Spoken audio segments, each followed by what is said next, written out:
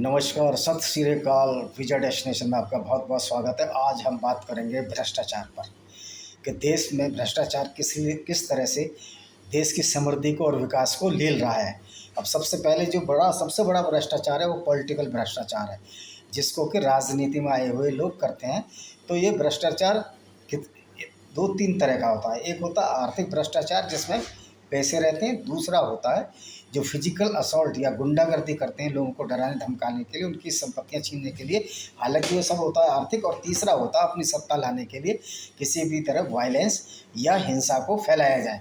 तो सबसे पहली बात है जो पॉलिटिकल लीडर है, अब चाहे मायावती जी को देख लीजिए, मुलायम सिंह को देख लीजिए, चाहे उद्धव ठाकरे को देख लीजिए, चाहे और बहुत सारे लोगों को देख लीजिए। जब इनके भ्रष्टाचार की बात होती है, अभी सुना है किरीट सोमैया ने भ्रष्टाचार के लिए उद्धव ठाकरे के खिलाफ कहा कि मैं रोज़ भ्रष्टाचार खोलूँगा तो 100 पुलिस वाले उनके इर्द गिर्द लगा लिए हैं। अब इसमें से कितने पुलिस वाले भ्रष्ट नहीं होंगे, ये आप सारी पब्लिक जानती है। तो भ्रष्टों को भ्रष्ट लोग ही बचा रहे हैं। ये एक ऐसा कॉकस है कि जिसमें पुलिस भ्रष्टाचारी नेता एक दूसरे को बचाने में लगे हुए हैं।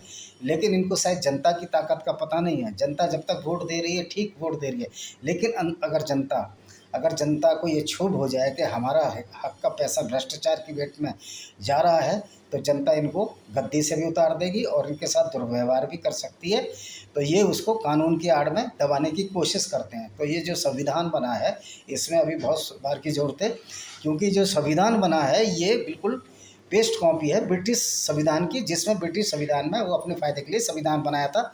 ऐसे ही जो पुलिस एक्ट है वो भी ब्रिटिश की पेस्ट कॉपी है, जिसमें कि ब्रिटिश लोगों ने इंडियंस लोगों को दबाने के लिए ऐसी ऐसी धाराएं बनाई गई थी जो कि इनको दबाए जा सके। तो एक ऐसी धारा है सरकारी कार्य में बाधा। अब ये बताइए, अगर कोई व्यक्ति भ्रष्टाचार कर रहा है या कोई पुलिस वाला किसी को डंडा मार रहा है, बदतमीजी कर रहा है, तो ये सरकारी कार्य में बाधा कैसे हो गई? बल्कि होना ये चाहिए कि जो पुलिस वाला बदतमीजी कर रहा है या अपनी वर्दी के साथ न्याय नहीं कर रहा है, वो ही सरकारी कार्य में बाधा पहुंचा रहा है। तो सबसे पहले कानून ही नहीं होना चाहिए। जितने भी पब्लिक सर्वेंट हैं किसी भी विभाग के, उनको डबल सवाल का प्रावधान होना चाहिए। अगर किसी को मान लिया लूट में 5 साल की सज़ा है, अगर ये लूटते हैं तो इनको 10 साल की सज़ा होना चाहिए। कानून बराबर है, ये बात सही है। लेकिन जिन लोगों को कानून की सुरक्षा के लिए लगाया, अगर वो लूट करेंगे तो इससे डबल सज़ा होने से एक मैसेज जाएगा कि तुम लोगों की जवाबदारी उन लोगों से ज़्यादा है जो लूट कर रहे हैं, क्योंकि तुमको इसी सिस्टम के तहत रखा गया है कि इस तरह की वारदातों को रोको। लेकिन जब तुम इसी में मुलव्वस हो जाओगे, इसी में इन्वॉल्व हो जाओगे, तो तुमको डबल सज़ा मिलनी चाहिए। ये कानून में बदलाव होना चाहिए। दूसरा ये है, जो करप्ट लोग हैं, आज तक ना सुप्रीम कोर्ट ने ना ना ये इनकम टैक्स विभाग ने, ना सीबीआई ने ये पूछा है कि मायावती जी के पास और मुलायम सिंह जी के पास यहाँ इतनी संपत्ति कहाँ से आई। और जबकि मुलायम सिंह जी एक करहल जैन इंटर कॉलेज में संविदा नियुक्ति पर पढ़ाते थे और मायावती भी एक टीचर थी दिल्ली में, तो इन पर इतनी संपत्ति कहाँ से आई? और इनके जो भतीजा है मायावती जी का, उसने जो नोएडा में ज़मीन एनक्रोच किया है, वो इतना पैसा कहाँ से आया? और बादलपुर में जो इनका अपना मकान है, उसमें इटालियन जो टाइल्स लगाई हैं उसके लिए पैसा कहाँ से आया? और दूसरी बात, करप्शन ऐसे ही नहीं था, करप्शन ये भी है कि आपने अपनी मूर्ति बनवा दी, आपने पार्क बनवा दिए और उसमें अम्बेडकर पार्क बनवा दिया और उसमें हाथी बनवा दिए। तो ये बताइए, मेरे ये सवाल आपसे है कि ये पैसा आपका था, ये आपके ख़ानदानियों का था, ये आपके पिताजी का था, जो आपने बिना पब्लिक की राय के लगा दिया? आपको एक रेफरेंडम कराना चाहिए विकास कार्य के लिए कि आप क्या चाहते हैं, पब्लिक की क्या ज़रूरतें हैं। ये रेफरेंडम भले कागज़ों में ना हो के, या कागज़ों में भी हो तो और अच्छा है, उसकी सलाह लेनी चाहिए कि इस इलाके में किस विकास की ज़रूरत है और प्रायोरिटी पे क्या है। लेकिन आपने देखा वो जनप्रतिनिधि जो हमारे वोटों से जीत कर आता है, और हम उसके दरवाजे पर ऐसे खड़े हो जाते हैं जैसे कि हम भिखारी हैं और वो राजा है। जबकि वस्तुतः ये है कि वो हमारे वोटों की भीख लेकर ही जीतते हैं, लेकिन हम ही पब्लिक को भिखारी समझते हैं। तो ये पब्लिक को जागृत होना पड़ेगा। और सबसे बड़ी बात है, शिक्षा को इतनी महंगी बना दिया गया है कि जिससे गरीब लोग पढ़ ही ना पाएँ, उनको अच्छा खाना ही ना मिल पाए, जिससे वो खड़े होने का हौसला ही ना रख पाएँ। तो इस तरह जो ये भ्रष्टाचार है, इस भ्रष्टाचार से सबसे बड़ा नुकसान ये होता है, जिस सड़क पर आप गुजर रहे होते हो, आप देखते हो कि टोल टैक्स तो सबको ही देना पड़ रहा है। टू व्हीलर को छोड़ के जो भी फोर व्हीलर में जा रहे हैं उनको टोल टैक्स देना पड़ता है। हो सकता है कहीं टू व्हीलर को भी टोल टैक्स देना पड़ता हो, ये चीज़ मेरे संज्ञान में नहीं है। तो जब आप की सड़क एक बार नीचे घुस जाती है कंक्रीट कम डाला जाता है या जीरो रोडी या बोल्डर्स कम डाले जाते हैं, वो सड़क घुस जाती है, तो उसके लिए फिर एक एस्टीमेट बनता है, फिर उसमें पैसा लगता है। जब उसमें पैसा लगता है तो फिर टैक्स बढ़ते हैं। तो ये जो भ्रष्टाचार कर रहे हैं, ये इन पर टैक्स लगे तो कोई बात नहीं, लेकिन इनकी वजह से जो पब्लिक पर टैक्स लगता है तो वो उससे फिर महंगाई बढ़ती है। तो भ्रष्टाचार देश की उन्नति में बहुत बड़ा बाधक है और इनको इसलिए सरकार को बार बार टैक्स बढ़ाने पड़ रहे हैं। अब भ्रष्टाचार ये भी कि लोग इनकम टैक्स ही नहीं दे रहे हैं।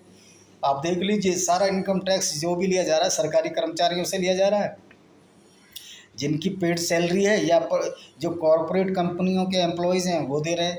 तो आप ये लोग बोलते हैं कि कॉरपोरेट कंपनियां जो अडानी अंबानी हैं उनके एम्प्लॉय इनकम टैक्स दे रहे हैं और सरकारी कर्मचारी दे रहे हैं, बाकी कोई वर्क दे नहीं रहा। कॉरपोरेट जो कंपनियां हैं कॉरपोरेट टैक्स भी देती हैं और ये अडानी अंबानी को ये बेईमान बता रहे हैं, जबकि खुद बेईमान है। ये कोई पान वाला अगर 40,000 रुपये कमाता है वो टैक्स देता है क्या? नहीं देता ना। तो ये जो बेईमान लोग हैं वो अडानी अंबानी पर उंगली उठा रहे हैं। अरे शर्मा, बिजनेस तो कोई करेगा, और ये कॉरपोरेट है, इसमें आपके भी शेयर हैं, सबके शेयर हैं, मेरे भी हो सकते हैं। तो ये अडानी अंबानी का पूरा तो नहीं है, वो तो शेयर निकालता है। आप शेयर लीजिए, आप मतलब तो ज़्यादा पैसे के शेयर लीजिए, अंबानी उससे डायरेक्टरशिप से या चेयरमैनशिप से हट जाएंगे। तो ये तो इनलिस्टेड कंपनियाँ हैं सेबी में। तो आप इस भ्रष्टाचार की बात नहीं करते कि जो नेता, जो अनपढ़ नेता, कई अनपढ़ भी जीत के आ रहे हैं, जो नेता चुनाव जीतता है उसके पास स्कॉर्पियो हो जाती है। मैंने देखा, मैं जब छत्तीसगढ़ में पोस्टिंग थी तो सरपंच के पास स्कॉर्पियो होना एक मामूली सी बात थी, और वो सरपंच जिन पर 4 बीघे ज़मीन थी 50 बीघे ज़मीन हो गई। तो जो छत्तीसगढ़ है वो इतना करप्ट स्टेट मेरे को लगा। इवन जो घोटाला हुआ था चावल घोटाला में, ऐसा सुनने में आता है जो रमन सिंह की जो साली है, अभी नाम याद नहीं आ रहा क्योंकि मैं भी सेंट्रल वेयर हाउसिंग कॉर्पोरेशन में रहा हूँ, मुझे मालूम है, वहाँ पोस्टिंग रही है मेरी, कि किस तरह करप्शन होता है चावल की खरीद में। तो ये भी पैसा लिया करती थी। और एक भट्ट साहब तो जेल में है, एक हमारे यहाँ इनका डिस्ट्रिक्ट मैनेजर था मिस्टर यदू, यदू भी जेल में गए, और एक कोई सिंधी सरनेम था उनका, मुझे नाम नहीं याद आ रहा, वो भी रायगढ़ में जेल चले गए। ये वाकई पैसा लेते थे। और मज़े की बात यह है कि ये सारा कलेक्टर और जो फूड ऑफिसर है, एक फूड ऑफिसर बड़ा करप्ट है वहाँ, उसकी पोस्टिंग उस टाइम रायगढ़ में थी जब मैं वहाँ रायगढ़ में था, वेयर हाउस मैनेजर था। उसका नाम है घोरे, कृष्णकांत घोरे, बड़ा ही करप्ट इंस्पेक्टर है और फूड ऑफिसर हो गया था। और वो धमकाता रहता था कि कलेक्टर की ये चलती है, कलेक्टर की चलती है, जिससे को इसका धंधा चलता रहे। हमारी उससे कई बार झड़प भी हुई, इवन हमने तो कंप्लेंट भी की थी मुकेश कुमार बंसल IAS की कि ये इस फूड ऑफिसर को पैटर्न कर रहा है। तो इस तरह का करप्शन हमने अपनी आँखों से देखा है। और इसमें जो इन्वॉल्व हैं बहुत सारे लोग, रायपुर में जब छापा डला उस दिन में भाई दी रायपुर में ही था, तो इसमें सारे लोग पकड़े गए। इवन रमन सिंह की साली का भी नाम आया कि वो पैसा लेती थी, और ये हमारे निकटवर्ती लोगों ने बताया वो पैसा खाती थी, आज उन पर केस चल रहा है। तो इस तरह के भ्रष्ट पॉलिटिशियंस हैं ईमानदारी का। और बीजेपी जैसी पार्टी में अगर रमन सिंह 10 साल मुख्यमंत्री रहते हैं और उनकी साली करप्शन कर रही है तो ये बड़े ही शोचनीय स्थिति है। ऐसी पार्टी जो कि एक शुचिता का दावा करती है और उसमें ऐसे ऐसे भ्रष्ट नेता हैं। दूसरा ये है, मैं सभी पार्टियों की बात कर रहा हूँ, दूसरा ये है कि जो सेंगर है, सेंगर जो रैप केस में फंसे थे और नाव के बांगरमऊ से जो विधायक थे, उनको इतना दिन क्यों रोका गया? उनको पहले ही टर्मिनेट पार्टी से क्यों नहीं कर दिया गया? तो लोगों के दिमाग में गया कि बाबा ठाकुर हैं और इसलिए इनको बचाया जा रहा है, जबकि ऐसा नहीं है। योगी आदित्यनाथ जब योगी हो गए तो उनकी कोई जाति नहीं है, उनका कोई दोष नहीं है, उनको क्या लेना देना है, वो एक डेड ऑनेस्ट पर्सन है। और क्यों देर हुई, इसके कुछ हो सकता है, कुछ इसके कानूनी पहलू भी होंगे, हमको उनको भी विचार करना पड़ा, लेकिन अल्टीमेटली उन पर कार्रवाई हुई और उनको बाहर भी कर दिया गया, उनकी पत्नी को भी टिकट नहीं दी गया। तो ऐसे लोगों को अगर शुचिता की बात करनी है तो बीजेपी इनमें बहुत आगे है। और आप जानते हो कि ब्लैक सीप हर पार्टी में ज़बरदस्ती घुस आते हैं, और ऐसी ब्लैक सीपें अगर आ जाएँ तो उनको हटाने में और उनको साफ करने में समय लगता है। तो दूसरी बात यह है कि ये जो पॉलिटिकल भ्रष्टाचार है, जैसे अखिलेश यादव, इनके इतने बड़े बड़े बंगले हैं, मायावती जी का भी बंगला है, अखिलेश यादव जी के भी बंगले हैं, और इवन इनके प्रियंका गांधी का भी बंगला है, और इतनी लैंड ग्रेबिंग रॉबर्ट वाड्रा ने की है। तो ये सब पैसा, इस पर क्यों जांच नहीं होती और इतने मुकदमे लंबे क्यों चलते हैं? आपको पता है चाइना को हम दिन रात गालियां देते रहते हैं, लेकिन अगर चाइना में करप्शन हो तो गोली मार दी जाती है, वहाँ सीधा सड़क पर खड़ी करते हैं, या फांसी की सज़ा दी जाती है। तो ऐसी सज़ा यहाँ करप्ट लोगों को क्यों नहीं रही?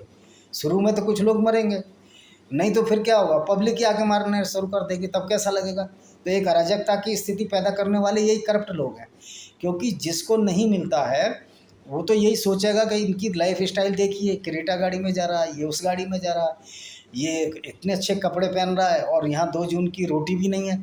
जबकि उन्हीं के वोटों से ये लोग आगे बढ़ते हैं और ये बात, और जब ये जीत जाते हैं तो इनके तेवर अलग हो जाते हैं। मैं सबकी बात नहीं कर रहा, सब लोग बहुत, हमारे जो हमारे सांसद हैं वीके सिंह जी, वो बहुत अच्छे सांसद ने, मैंने एक उनको फ़ोन किया था उस टाइम में, उनका बेचारे का खुद फ़ोन आया, मैं उनको फिर तहे दिल से धन्यवाद देता हूँ, गाज़ियाबाद के सांसद हैं जनरल वीके सिंह जी, कि उन्होंने इतने बड़े पद पे होते हुए, इतनी बड़ी इतना बड़ा मतलब इतनी व्यस्त होते हुए मेरे को समय देकर मेरे को खुद फ़ोन किया। ये मैं सच्चाई बता रहा हूँ, कोई झूठ नहीं बोल रहा हूँ। तो ऐसे जो लोग हैं, जो सेंसिटिव हैं, संवेदनशील हैं, उनके जिताइए। ऐसे लोगों को मत जिताइए जो अपना दरबार लगाएं। दरबार लगाने पे आपको भिखारी समझें। और मायावती जी का तो यही काम है, दरबार लगा दी, बाकी नीचे बैठो। मायावती जी कहती है कि हम दलितों के लिए लड़ रहे हैं, लेकिन तुम काम तो वही कर रहे हो जो राजा महाराजा करते थे। आप दलितों के लिए लड़ रहे होते ना, तो आज अपना बंगला न बनवाते। आप दलितों के कम से कम 10-20 आवास तो अपने फंड से बनवा देते, या 100 आवास बनवा देते। सारा पैसा लगाया, सरकार का लगाया, आपने निधि में क्या लगाया? आप कम से कम स्कूल ही बनवा सकते थे। बादलपुर में एक स्कूल ही बनवाते थे।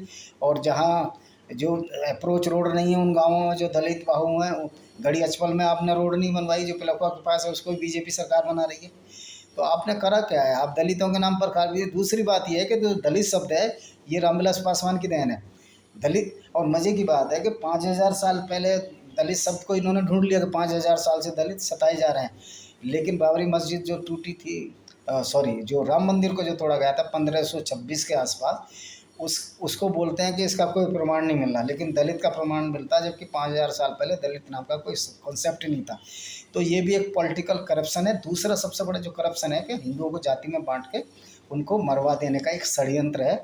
और उन और ये क्रिश्चियन मिशनरियों का भी ये है कि ये अपनी वो बातें नहीं बताते हैं कि जो जेनेसिस है वो गलत है, और एक जीसस मरने के बाद जिंदे कैसे हो सकते हैं, और बिना पुरुष के जो जीसस का जन्म हुआ वर्जिन मैरी से, वो कैसे हो सकता है? उस टाइम तो टेस्ट ट्यूब बेबी की कोई कंसेप्ट ही नहीं आई थी कि टेस्ट ट्यूब बेबी से भी हो जाए। तो इन चीज़ों का इनके पास दबाव नहीं है। और फिर बोलते हैं जब ये सोडोम शहर था, वहाँ लोग गे हो गए थे, मतलब आदमी आदमी के साथ गलत कार्य करने लगा था। तो जो लूत था, लूत भी वहीं रहता था। तो एंजल आए, उन्होंने कहा हम सोडोम को ख़राब करेंगे, यहाँ बहुत सारे लोग बदमाशी कर रहे हैं या सेक्स अब्यूजिंग कर रहे हैं। तो लूत की बेटियों ने कहा कि हम अपना वंश कैसे चलाएंगे। तो उन्होंने अपने पिता से सेक्स किया, जिससे कि उनकी पीढ़ियाँ आगे बढ़ती रहें। लूत की डॉटर ने, जब ईश्वर में, इनके यहोवा में इतनी पावर थी कि ये लोग वर्जिन मैरी से जब जीसस को पैदा कर सकते थे, तो लूत की बेटियों से नहीं पैदा कर सकते थे, जबकि लूत की बेटियां इंगेज्ड थी, उनके पति भी थे। तो इस तरह का ये मॉरल वैल्यू क्या इस तरह का अच्छा है ये बाइबल में? तो ये भी एक तरह का करप्शन है। तो बाइबल में तो जानवरों को भी मारने का बोला है, और दूसरे हर ऑफरिंग में जानवरों को मारने का बोला है, चाहे कैन हो चाहे एबिल हो। तो इन्होंने कैन की, जो एबिल की जो है, कैन और एबिल में एक ने ऑफरिंग की थी, कैन ने तो कैन की नहीं मानी, और एबिल ने जो शेफर्ड था, जो गडरिया था, उसकी भेंट ले ली और एक दुम्बे को मार दिया, और उसको उसकी चर्बी और खून का ऑफरिंग स्वीकार की। तो इस तरह की हैवानियत और क्रूल्टी बाइबल और इस्लाम में भरी पड़ी है। तो ये भी एक तरह का करप्शन है कि जिसमें कि इंसान ने अपनी बुद्धि का और विवेक का फ़ायदा उठाया, और मैन मेड कल्ट या रिलीजन होने की वजह से इन्होंने जानवरों का मांस और अत्याचार करने की अपने आप ही छूट ले ली। ये भी एक बहुत करप्शन है। और ये जो कन्वर्ट होकर ईसाई बन रहे हैं, उनको बताता हूँ, अगर ये चंगाई सभा से या होली वाटर से ही ये लोग सही हो जाते, तो मदर टेरेसा जब मरी थी तो 5 साल हॉस्पिटल में रही थी, और लगातार उसकी डेथ हुई। और ये कहते हैं कि चमत्कार किया था एक मोनिका बेसरा नाम की महिला का, इन्होंने कैंसर ठीक किया था। जबकि वस्तुस्थिति ये है कि मोनिका बेसरा का इलाज चला था, और वो गांठ थी उनकी टीबी की, और इलाज से सही हुई थी, ये वहाँ के डॉक्टरों ने बताया। और मैंने अपनी किताब में भी लिखा डिस्क्रिमिनेटेड हिंदूज़ में, कि किस तरह क्रिश्चियन मिशनरी अपनी झूठी बाइबल का प्रचार कर रही है, जिसके झूठे सिद्धांत हैं, और लोगों को कन्वर्ट करके हिंदुओं से ईसाई बनाने की कोशिश कर रही है। और इवन तो पंजाब में भी अब क्रिश्चियनिटी पैर फैला चुकी है। तो मेरा कहना है कि इन बातों पर भी ध्यान दीजिए, और नेताओं के करप्शन पर जरूर ध्यान दीजिए। और मायावती जी को ये क्यों कहना पड़ा कि हम पैसे लेकर टिकट नहीं देते हैं? इसका मतलब आप लेते हैं कहीं ना कहीं। तो देखो, आग वहीं, धुआं वहीं निकलता है जहाँ कहीं आग लग रही होती है। तो ये लोग करप्ट हैं। नज़मुद्दीन सिद्दीकी का भी टेप सुना होगा जिसमें कहा गया ये पैसे लेके टिकट देती है, और नज़मुद्दीन सिद्दीकी भी मैं तो मानता हूँ करप्ट हैं। जब उनके साथ रहे तब कुछ बोले नहीं, उसके बाद बोले। तो ये सारे एक ही थैली के चट्टे बट्टे हैं। तो आप कम से कम ऐसे लोगों को तो ना जिताएं जो इस तरह के लोग हैं, भले ही किसी पार्टी को हों और जो करप्शन करते हों। इसी के साथ मैं अपने इस वीडियो को विराम देता हूँ। वंदे मातरम। जय हिंद।